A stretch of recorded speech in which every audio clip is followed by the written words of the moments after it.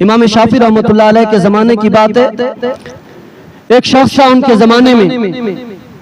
اس نے شادی کی، شادی کو برسوں گزر گئے،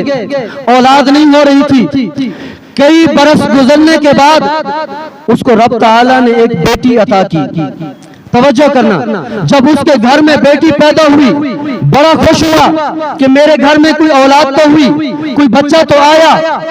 خوشی کے عالم میں بیٹی کو سینے سے لگاتا ہے، چومتا ہے اور پھر کہتا ہے جب میری بیٹی بڑی ہوگی، جوان ہوگی، میں اس کا رشتہ ڈھونڈوں گا اور پھر اس کی شادی کروں گا تو جہیز میں پوری کائنات کی دولت اسے دوں گا، جہیز میں پوری کائنات کی دولت اسے دوں گا۔ وقت گزرتا گیا، بچی بڑی ہو گئی، جوان ہو گئی، رشتہ ڈھونڈ لیا گیا، شادی کے دن رکھ دیے گئے۔ جب شادی ہونے لگی اس نے جہیز میں بہت ساری دولت دی، بہت ساری چیزیں اس نے تیار کی، مگر بچی کی پیدائش کے وقت اس نے جو منت مانی تھی کہ میں اپنی بچی کو جہیز میں ساری کائنات کی دولت دوں گا، اب دل میں خیال آیا میں تو ایک عام آدمی ہوں، جو میرے بس میں تھا میں نے اپنی بچی کی جہیز کے لیے وہ تیار کیا، عام آدمی ہوں، کائنات کی دولت اپنی بچی کو جہیز میں تو نہیں دے سکتا۔ اب بڑا پریشان مسجد کے امام صاحب کے پاس گیا، مولوی صاحب کے پاس گیا، کسی عالم کے پاس گیا۔ اب اس مسئلے کا کسی کے پاس حل نہیں تھا،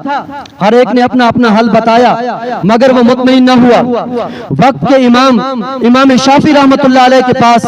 وہ بندہ جاتا ہے اور بتاتا ہے کہ میری بچی پیدا ہوئی تو میں نے خوشی میں یہ نظر مانی تھی کہ اس کے جہیز میں کائنات کی ساری دولت دوں گا، اب بتاؤ میں کیا کروں، میں تو عام آدمی ہوں، میرے بس میں جو تھا میں نے وہ تیار کیا اپنی بچی کے جہیز کے لیے، اب اپنی منت کیسے پوری کر سکتا ہوں۔ توجہ کرنا،